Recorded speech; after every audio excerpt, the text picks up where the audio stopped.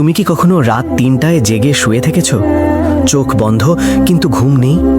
শুধু মাথার ভেতরে একটাই প্রশ্ন ঘুরছে, কাল কি হবে, পরশু কি হবে, এই মাসের খরচ কোথা থেকে আসবে? তুমি একা না, লক্ষ লক্ষ মানুষ প্রতি রাতে ঠিক এভাবেই শুয়ে থাকে। চোখে জল, বুকে ভার, আর মনে একটাই ভয়, রিজিক নিয়ে চিন্তা। কিন্তু আজকে আমি তোমাকে এমন একটা কথা বলবো, এমন একটা সত্যি কথা, যেটা শুনলে হয়তো তোমার চোখ ভিজে যাবে, হয়তো বুকের ভেতর থেকে একটা দীর্ঘশ্বাস বেরিয়ে আসবে। কিন্তু সেই কান্নার পরে, সেই দীর্ঘশ্বাসের পরে তুমি একটু হালকা অনুভব করবে, একটু শান্তি পাবে। তাই শেষ পর্যন্ত থেকো, কারণ এই গল্পটা শুধু গল্প না, এটা তোমার জীবনের কথা। এই হৃদয় বিদারক গল্পটি শুরু করার আগে চ্যানেলে লাইক, সাবস্ক্রাইব এবং কমেন্টে লিখে যাও বাংলাদেশের কোন জেলা থেকে আমাদের ভিডিওটি দেখছো। চলো শুরু করা যাক। অনেক অনেক দিন আগের কথা। এক ছোট্ট গ্রামে একজন কৃষক ছিলেন, নাম তার করিম। বয়স 50-এর কোঠায়। সারা জীবন মাটি কামড়ে পড়ে থেকেছেন, ফসল ফলিয়েছেন, ঘাম ঝরিয়েছেন, কিন্তু তবু মনে একটা অদ্ভুত অস্থিরতা ছিল সবসময়। প্রতিটা মরশুম শেষে মনে হতো এবার হয়তো ফসল কম হবে, এবার হয়তো বৃষ্টি হবে না, এবার হয়তো সব শেষ হয়ে যাবে। তার স্ত্রী রহিমা একদিন বললেন, তুমি কি কখনো একটু বিশ্রাম নিতে পারো না? সারাদিন মাঠে থাকো, রাতে ঘুমাও না, সকালে উঠে আবার দৌড়াও। এত চিন্তা করলেই কি রিজিক বাড়বে? করিম সাহেব একটু থামলেন, তারপর ধীরে ধীরে বললেন, চিন্তা না করলে কি হয়? বসে থাকলে কি পেট ভরবে?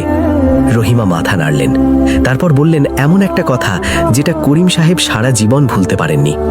বললেন, তুমি কি কখনো ভোরবেলা উঠে পাখির ডাক শুনেছ? ওই যে ছোট্ট শালিক পাখিটা আমাদের উঠানে আসে প্রতিদিন। ওর কোনো গোলা নেই, কোনো জমি নেই, কোনো সঞ্চয় নেই, কিন্তু রোজ সকালে সে বেরিয়ে যায়, আর রোজ সন্ধ্যায় পেট ভরে ফিরে আসে। কে খাওয়ায় তাকে? করিম সাহেব চুপ করে রইলেন। রহিমা বললেন, যিনি ওই পাখিকে খাওয়ান, তিনি কি তোমাকে ভুলে যাবেন? তুমি কি ওই পাখির চেয়েও কম? এই কথাটা করিম সাহেবের বুকে গিয়ে লাগলো, কিন্তু তারপরেও তার চিন্তা যায়নি। কারণ চিন্তা হলো এমন একটা জিনিস যেটা একবার মাথায় ঢুকে গেলে সহজে বেরোতে চায় না। সেই বছর একটা অদ্ভুত ঘটনা ঘটল। বৈশাখ মাসের শেষের দিকে এক ভয়ঙ্কর ঝড় এলো। সারা রাত বৃষ্টি, বজ্রপাত, ঝড়ের তাণ্ডব। করিম সাহেব সারা রাত ঘুমাতে পারলেন না। ভোরবেলা উঠে মাঠে গেলেন, দেখলেন তার সব ধান মাটিতে পড়ে গেছে। বন্যার পানি মাঠ ভাসিয়ে নিচ্ছে। এক মৌসুমের সব পরিশ্রম, সব স্বপ্ন মাটিতে মিশে যাচ্ছে। করিম সাহেব মাঠের আলে বসে পড়লেন, চোখ দিয়ে পানি পড়তে লাগলো। বললেন, এতদিন এত চিন্তা করলাম, এত কষ্ট করলাম, তারপরও এই হলো। সেদিন সন্ধ্যায় একজন বয়স্ক মানুষ তার বাড়িতে এলেন। গ্রামের সবাই তাকে চেনে, নাম মকবুল চাচা। বয়স 70-এর কাছাকাছি। জীবনে অনেক ঝড় দেখেছেন। মকবুল চাচা বসলেন, চা খেলেন, তারপর বললেন, করিম, তোর কথা শুনলাম। ফসল নষ্ট হয়েছে, কষ্ট পেয়েছিস, এটা স্বাভাবিক। করিম সাহেব বললেন, চাচা, এখন কি করব? সংসার চলবে কিভাবে? মকবুল চাচা একটু চুপ থেকে বললেন, তোকে একটা গল্প বলি। করিম সাহেব বললেন, গল্পের সময় নেই চাচা, এখন বাস্তব সমস্যা। মকবুল চাচা মৃদু হাসলেন, বললেন, গল্পই হলো সবচেয়ে বড় বাস্তব। শোন, আমার বাবার আমলের কথা। সেই সময়ে এই গ্রামে এক ভয়ানক খরা হয়েছিল। একটানা 3 বছর বৃষ্টি নেই, মাঠ ফেটে চৌচির, নদীতে পানি নেই, মানুষ না খেয়ে মরছে। আমার বাবাও তখন মাথায় হাত দিয়ে বসে পড়েছিলেন, ভেবেছিলেন এবার বোধহয় সব শেষ। কিন্তু তখন একদিন আমার দাদা, যিনি তখন অনেক বৃদ্ধ ছিলেন, তিনি বাবাকে ডেকে বললেন, বাবা ওঠ, কাজে যা। বাবা বললেন, কি কাজ করব? মাঠে কিছু নেই, পানি নেই, ফসল নেই। দাদা বললেন, তুই কি শুধু মাঠেই কাজ করতে পারিস, আর কোনো কাজ জানিস না? বাবা ভাবলেন, তারপর বললেন, কাঠের কাজ একটু জানি। দাদা বললেন, তাহলে কাঠের কাজ কর, যা পারিস কর। রিজিক একটা দরজা বন্ধ করলে আরেকটা দরজা খুলে দেয়, কিন্তু তুই যদি বসে কাঁদতেই থাকিস, সেই দরজাটা কখনো খুঁজে পাবি না। সেই বছর বাবা কাঠ মিস্ত্রির কাজ করলেন। পরের বছর বন্যা এলো। বন্যায় অনেকের ঘর ভেঙে গেল। ঘর সারাতে হলে কাঠ মিস্ত্রি লাগবে। বাবার কাজ বেড়ে গেল। দেখলি, সেই খরা না হলে বাবা কখনো কাঠের কাজ শিখতেন না, আর সেই কাজ না শিখলে পরের বন্যায় সুযোগ পেতেন না। করিম সাহেব চুপ করে শুনলেন। বুকের ভেতরে কিছু একটা নড়ে উঠল। মকবুল চাচা উঠতে উঠতে বললেন, করিম, রিজিকের মালিক তুই না, তোর কাজ শুধু চেষ্টা করা, বাকিটা তার হাতে। তুই যত চিন্তা করিস না কেন, যা হওয়ার তাই হবে, কিন্তু চিন্তা করতে করতে তুই শুধু নিজের শান্তিটাই নষ্ট করিস।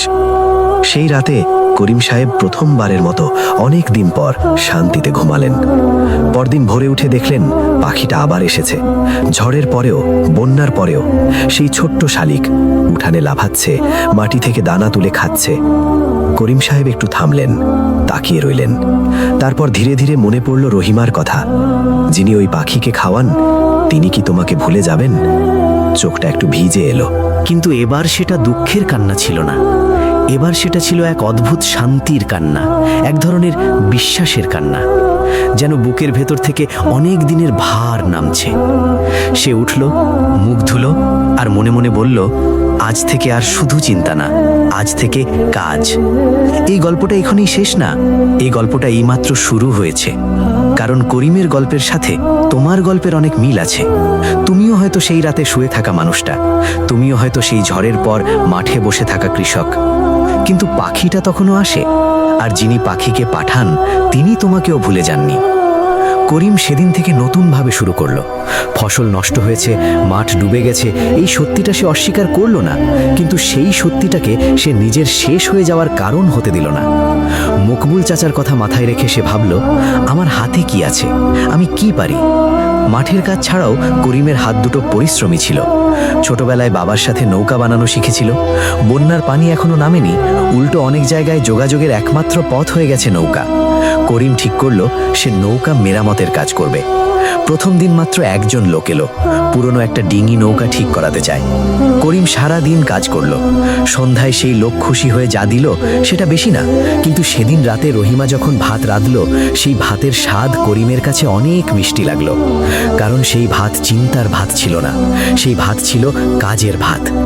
দিন গেল, সপ্তাহ গেল, আস্তে আস্তে মানুষ জানলো করিম নৌকা কিক করে। লোক আসতে লাগলো, কাজ বাড়তে লাগলো, রিজিক আসতে লাগলো সেই পথ দিয়ে যেটা করিম কখনো ভাবেনি। একদিন সন্ধ্যায় করিম ঘরে ফিরে রহিমাকে বলল, তুমি সেদিন পাখির কথা বলেছিলে মনে আছে? রহিমা মাথা নাড়ল। করিম বলল, আমি বুঝতে পারছি এখন। পাখিটা কিন্তু বসে থাকে না, সে প্রতিদিন বেরিয়ে যায়, ডানা মেলে উড়ে যায়, দানা খোঁজে। সে ভরসা রাখে, কিন্তু চেষ্টাও করে। রহিমা হাসল, বলল, এই কথাটাই তো বলতে চাইছিলাম। করিম বলল, আমি আগে ভাবতাম চিন্তা করা মানে সচেতন থাকা, কিন্তু এখন বুঝছি অতিরিক্ত চিন্তা আসলে একটা ফাঁদ। এই ফাঁদে পড়লে মানুষ কাজ করতে পারে না, এগোতে পারে না, শুধু ঘুরতে থাকে একই জায়গায়। এই কথাটা শুধু করিমের কথা না, এই কথাটা আমাদের সবার কথা। তুমি কি কখনো লক্ষ্য করেছো, যখন তুমি সবচেয়ে বেশি চিন্তায় ডুবে থাকো, তখন তুমি সবচেয়ে কম কাজ করো? মাথায় হাজারটা প্রশ্ন, কিন্তু হাত দুটো স্থির। চোখে অন্ধকার, কিন্তু পথ খোঁজার চেষ্টা নেই। চিন্তা আমাদের পা দুটোকে বেঁধে রাখে, আর যখন পা বাঁধা থাকে তখন পথ হাঁটা যায় না। সেই গ্রামেই আরেকজন মানুষ ছিলেন, নাম সুলেমান। বয়স 30-এর কাছাকাছি, বিয়ে হয়েছে বছর দুয়েক, ছোট্ট একটা সংসার। কিন্তু কাজ নেই। শহরে গিয়েছিল একটা কাজের খোঁজে, পায়নি। ফিরে এসেছে খালি হাতে। বাড়ি ফিরে বউয়ের মুখের দিকে তাকাতে পারছিল না। মনে হচ্ছিল সে ব্যর্থ, সে অযোগ্য, সে কোনো কাজের না। রাতের পর রাত সে জেগে থাকতো, ভাবতো এই সংসার চলবে কিভাবে, আগামী মাসের ভাড়া দেব কোথা থেকে, বাচ্চা যদি অসুস্থ হয়, মা যদি ওষুধ চান। প্রতিটা রাত তার কাছে একটা দীর্ঘ যন্ত্রণার মতো ছিল।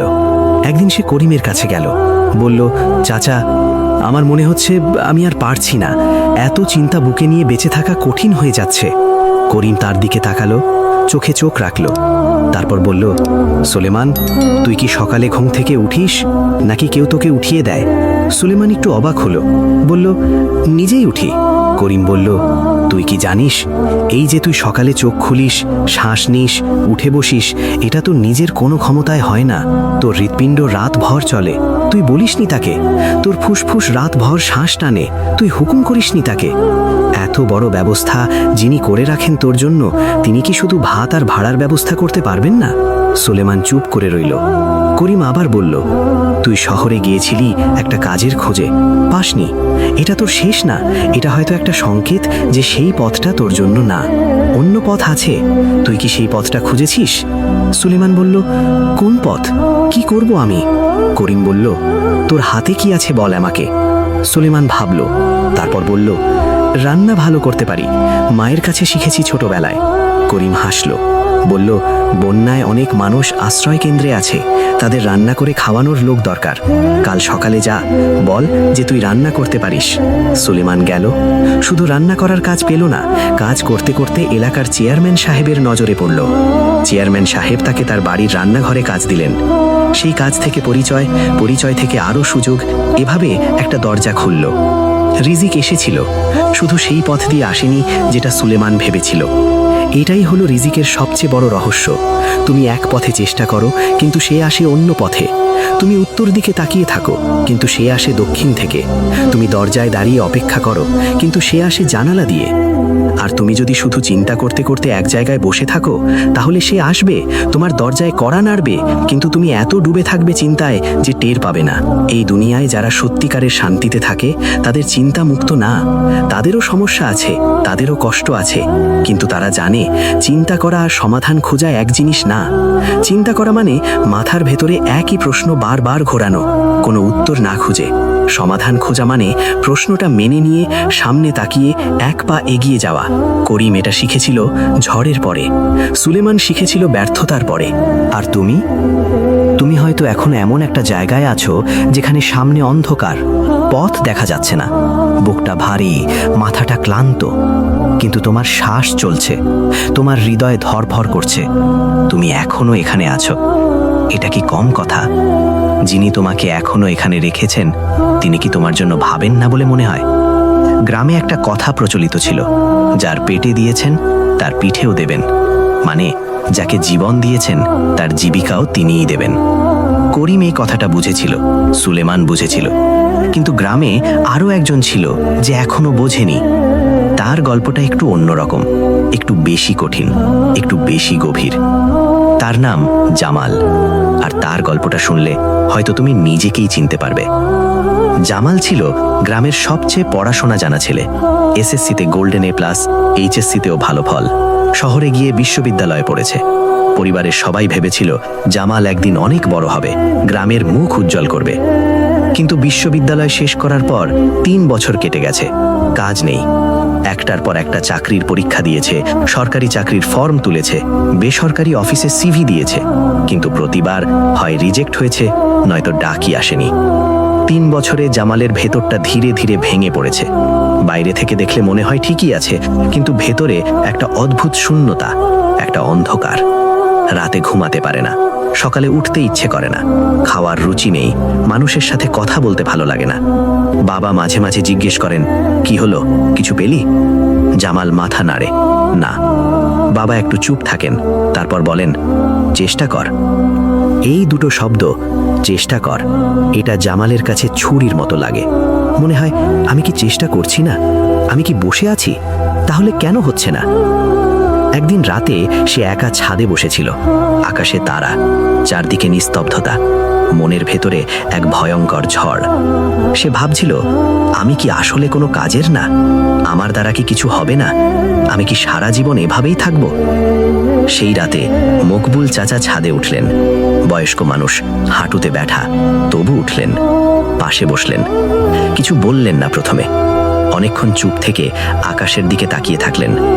তারপর বললেন, জামাল, তুই কি জানিস এই তারাগুলোর কথা? জামাল বলল, কি কথা? মকবুল চাচা বললেন, এই যে তারাগুলো দেখছিস, এগুলোর অনেকগুলো আসলে এখন আর নেই। লক্ষ লক্ষ বছর আগে নিভে গেছে, কিন্তু তাদের আলো এখনো আসছে। এত দূর থেকে আসতে আসতে এত সময় লেগেছে, সেই আলো এখনো পৌঁছাচ্ছে আমাদের কাছে। জামাল চুপ করে শুনল। চাচা বললেন, তুইও আলো পাঠাচ্ছিস। তোর চেষ্টাগুলো, তোর পরিশ্রমগুলো, সেগুলো হয়তো এখনো পৌঁছায়নি, কিন্তু পথে আছে, সময় লাগছে। এই মহাবিশ্বে কোনো চেষ্টা বৃথা যায় না। জামাল বলল, কিন্তু চাচা, 3 বছর হয়ে গেছে, আর কত? মকবুল চাচা একটু থামলেন, তারপর বললেন, আমাকে একটা কথা বল, তুই এই 3 বছরে শুধু চাকরি খুঁজেছিস, কিন্তু নিজেকে কতটুকু বদলেছিস? জামাল ভাবল, সৎভাবে ভাবল, তারপর বলল, বেশি না। চাচা বললেন, দেখ, রিজিক পাওয়ার একটা শর্ত আছে। শর্তটা হলো, তুমি যদি নিজেকে তৈরি না করো, রিজিক তোমার কাছে এলেও ধরে রাখতে পারবে না। একটা পাত্রের কথা ভাব। পাত্রে যদি ছিদ্র থাকে তাহলে যতই পানি ঢালো পাত্র ভরবে না। তোর ভেতরের ছিদ্রগুলো আগে বন্ধ কর। জামাল বলল, কোন ছিদ্র? চাচা বললেন, হতাশা একটা ছিদ্র, অহংকার একটা ছিদ্র। তুই মনে মনে ভাবিস তুই পড়াশোনা করেছিস তাই বড় কাজ পাওয়া উচিত। ছোট কাজ করতে লজ্জা লাগে তোর। অলসতা একটা ছিদ্র, চেষ্টা করিস কিন্তু পুরোটা দিয়ে করিস না। আর সবচেয়ে বড় ছিদ্র, তুই ভরসা হারিয়ে ফেলেছিস। জামাল চুপ করে রইল। কথাগুলো লাগলো, কারণ কথাগুলো সত্যি। চাচা উঠতে উঠতে বললেন, কাল সকালে উঠে একটা কাজ কর, যে কোনো একটা, ছোট হলেও চলবে, কিন্তু পুরো মন দিয়ে কর। আর মনে মনে বল, এই কাজটা আমি করছি, বাকিটা তুমি করো। সেই রাতে জামাল অনেকক্ষণ শুয়ে থাকলো, কিন্তু এবার চিন্তার ধরনটা একটু বদলালো। আগে ভাবতো কি হবে, কিভাবে হবে।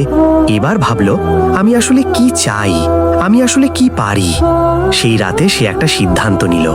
পরদিন সকালে উঠে সে গ্রামের স্কুলে গেল।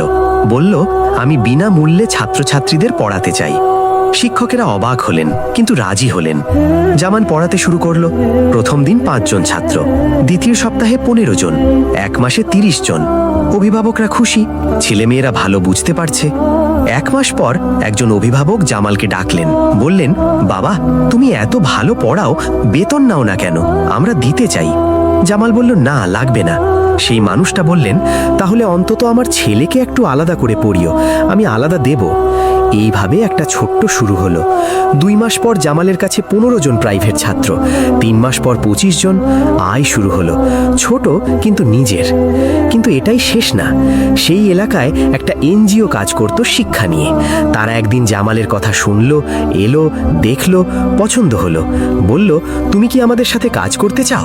জামাল সেই চাকরি পেল। কিন্তু মজার ব্যাপার হলো, সে আর সেই চাকরিটাকে আগের মতো দেখল না। আগে সে চাকরিকে দেখত বেঁচে থাকার উপায় হিসেবে। এখন সে দেখল এটা একটা সুযোগ মানুষের কাজে লাগার। পার্থক্যটা ছোট মনে হলেও এটা অনেক বড়। যখন তুমি রিজিককে শুধু নিজের চাহিদা মেটানোর জিনিস হিসেবে দেখো, তখন সেটা কখনো যথেষ্ট মনে হয় না। কিন্তু যখন তুমি দেখো যে তোমার রিজিকের মাধ্যমে অন্যেরও কাজে লাগছো, তখন একটা অদ্ভুত তৃপ্তি আসে। জামালের গল্প থেকে একটা কথা বের হয়ে আসে, আমরা অনেক সময় রিজিক নিয়ে চিন্তা করি, কিন্তু সেই চিন্তার পেছনে থাকে আসলে একটা গভীর ভয়। ভয় যে আমি যথেষ্ট না, ভয় যে আমাকে কেউ দেখছে না, ভয় যে আমি হারিয়ে যাব। কিন্তু এই ভয়টা মিথ্যে। তুমি যথেষ্ট, তোমাকে দেখা হচ্ছে, তুমি হারিয়ে যাবে না। পৃথিবীতে এমন কোনো মুহূর্ত আসেনি যখন সব মানুষের রিজিক একসাথে বন্ধ হয়ে গেছে। প্রতিটা দিন সকাল হয়, প্রতিটা দিন মানুষ বেঁচে থাকে, কষ্টে হোক, সংগ্রামে হোক, কিন্তু থাকে। এই যে থাকাটা, এটাই রিজিকের সবচেয়ে বড় প্রমাণ। তুমি এখনো আছো, মানে তোমার রিজিক এখনো আছে। গ্রামের সেই 3 জনের গল্প, করিম, সুলেমান, জামাল। 3 জনেই আলাদা পথে ছিল। 3 জনেরই কষ্ট আলাদা ছিল, কিন্তু 3 জনেরই একটা জায়গায় মিল ছিল। 3 জনেরই একটা সময় এসে থামতে হয়েছিল, নিজেকে প্রশ্ন করতে হয়েছিল। আর সেই প্রশ্নের উত্তর খুঁজতে গিয়ে দেখেছিল, সমস্যাটা রিজিকের না, সমস্যাটা দৃষ্টিভঙ্গির। রিজিক ছিল, রিজিক আছে, রিজিক থাকবে, কিন্তু চিন্তার পর্দাটা সরাতে না পারলে সেটা দেখা যায় না।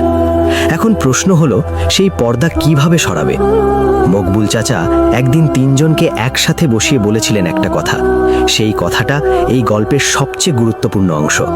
বলেছিলেন, তোমরা 3 জনেই ভুল করেছো একটা জায়গায়। তোমরা ভেবেছো রিজিক তোমাদের জন্য অপেক্ষা করছে, কিন্তু আসলে রিজিক তোমাদের দিকে এগিয়ে আসছে। তোমরা যদি নিজেরাও এগিয়ে যাও তাহলে দেখা হবে মাঝপথে, কিন্তু তোমরা যদি বসে থাকো তাহলে রিজিক এসে ফিরে যাবে। এই কথাটা বুকে রাখো, রিজিক তোমার দিকে আসছে, তুমিও একটু এগিয়ে যাও। কিন্তু এই গল্পে এখনো একটা অধ্যায় বাকি আছে, সবচেয়ে কঠিন অধ্যায়, সবচেয়ে গভীর অধ্যায়। সেটা হলো, যখন সব চেষ্টা করেছো, সব পথ ধরেছো, তবুও মনে হচ্ছে কিছু হচ্ছে না, তখন কি করবে? সেই উত্তরটা আছে শেষ পর্বে। আর সেই উত্তরটা দেবেন মকবুল চাচা নিজে, তার জীবনের সবচেয়ে কঠিন মুহূর্তের গল্প বলতে বলতে। মকবুল চাচার বয়স এখন 72, চুল সব সাদা, পিঠটা একটু বাঁকা হয়ে গেছে, হাঁটার সময় লাঠি লাগে, কিন্তু চোখ দুটো এখনো তীক্ষ্ণ। এখনো সেই চোখে একটা আলো আছে, যে আলো দেখলে মনে হয় এই মানুষটা অনেক কিছু দেখেছে, অনেক কিছু পার করে এসেছে। একদিন সন্ধ্যায় করিম, সুলেমান আর জামাল তিনজনেই মকবুল চাচার উঠানে বসেছিল। আকাশে তখন সন্ধ্যার আলো মিলিয়ে যাচ্ছে। দূরে কোথাও একটা পাখি ডাকছে, বাতাসে মাটির গন্ধ। জামাল বলল, চাচা, আপনি সবসময় আমাদের গল্প বলেন, পথ দেখান, কিন্তু আপনার নিজের জীবনে কি কখনো এমন সময় আসেনি যখন সব শেষ মনে হয়েছিল? মকবুল চাচা একটু চুপ থাকলেন, তারপর ধীরে ধীরে বললেন, এসেছিল। সবাই চুপ করে গেল। চাচা বললেন, বসো, আজকে আমি নিজের কথা বলবো। আমার বয়স তখন ৩৫, ৩টে ছেলে মেয়ে, স্ত্রী অসুস্থ, কিডনির সমস্যা। ডাক্তার বলেছেন অপারেশন লাগবে। অপারেশনের খরচ তখনকার দিনে অনেক বেশি, আমার সারা বছরের আয়ের সমান। আমার কাছে কিছু নেই। জমি বিক্রি করেছি, গরু বিক্রি করেছি, আত্মীয় স্বজনের কাছে হাত পেতেছি, কিন্তু পুরো টাকা হচ্ছে না। একদিন হাসপাতাল থেকে ডাক্তার বললেন, আর দেরি করা যাবে না, এই সপ্তাহেই অপারেশন করতে হবে। সেই না হলে কথাটা আমি শুনেছিলাম, কিন্তু মেনে নিতে পারছিলাম না। সেই রাতে আমি একা মাঠে গিয়ে বসেছিলাম। অন্ধকার চারদিকে, মাথার উপরে আকাশ, আর বুকের ভেতরে এমন একটা ব্যথা যেটার কোনো নাম নেই। আমি কাঁদলাম, অনেক কাঁদলাম। লজ্জা ছিল না তখন, অহংকার ছিল না, শুধু ছিল একটা অসহায়ত্ব। আর সেই কান্নার মাঝে আমি বললাম, তুমি জানো, তুমি দেখছো, আমি আর পারছি না। তুমি যদি না করো, কেউ করবে না। এর বেশি কিছু বলতে পারিনি, শুধু এটুকুই। চাচার গলা একটু কাঁপল, একটু থামলেন, তারপর আবার বললেন, পরদিন সকালে আমাদের গ্রামে একজন মানুষ এলো শহর থেকে। আমাদের গ্রামে তার কোনো আত্মীয় নেই, পরিচিত নেই। সে এসেছিল একটা জমি কিনতে, কিন্তু জমি কিনতে এসে সে আমার স্ত্রীর কথা শুনল। কিভাবে শুনল জানি না, হয়তো কেউ বলেছিল, হয়তো এমনি কথা উঠেছিল। সে আমাকে ডাকলো, বলল, ভাই, কত লাগবে? আমি বললাম। সে বলল, আমার ব্যবসায় গত মাসে একটা বড় লাভ হয়েছে, মনে হচ্ছিল এই টাকাটা কোথাও কাজে লাগাই। আপনার কথা শুনে মনে হলো এখানেই লাগাই। সে পুরো টাকা দিল, বিনিময়ে কিছু চাইল না। আমি বললাম, আমি ফেরত দেব। সে হাসল, বলল, ফেরত দিতে হবে না, যখন সামর্থ্য হবে অন্য কারো কাজে লাগিয়ে দেবেন। চাচার চোখ ভিজে গেল। বললেন, আমার স্ত্রীর অপারেশন হলো, সে সুস্থ হলো। আর সেই মানুষটার নাম আমি আজও জানি না পুরোটা, শুধু জানি তার নাম ছিল রফিক। এরপর আর কখনো দেখিনি তাকে। উঠানে সবাই চুপ। চাচা বললেন, সেই রাতে আমি যখন মাঠে বসে কাঁদছিলাম, আমি জানতাম না পরদিন কি হবে। আমি শুধু জানতাম আমি একা না। এই অনুভূতিটুকু ছিল, আর সেটাই যথেষ্ট ছিল। রিজিক আসে এভাবেই, হিসাব করে না, সময় মেনে না, পথ চেনে না, কিন্তু আসে। ঠিক তখনই আসে যখন মানুষ সত্যিকারের অসহায় হয়ে যায়, যখন নিজের সব ক্ষমতা শেষ হয়ে যায়, যখন মানুষ মাথা নত করে বলে, আমি আর পারছি না, তুমি করো। এই কথাটা শুনে জামাল মাথা নিচু করল, চোখ ভিজে গেল তার। করিম বলল, চাচা, তাহলে কি শুধু দোয়া করলেই হয়, চেষ্টা না করলেও চলে? চাচা বললেন, না, চেষ্টা করতে হবে, অবশ্যই করতে হবে। পাখিটা বেরিয়ে যায় প্রতিদিন, বসে থাকে না, কিন্তু পাখিটা জানে সে যতটুকু পারবে করবে, বাকিটা তার হাতে না। এটাই পার্থক্য। চেষ্টা করো, কিন্তু ফলাফলের মালিক হওয়ার চেষ্টা করো না।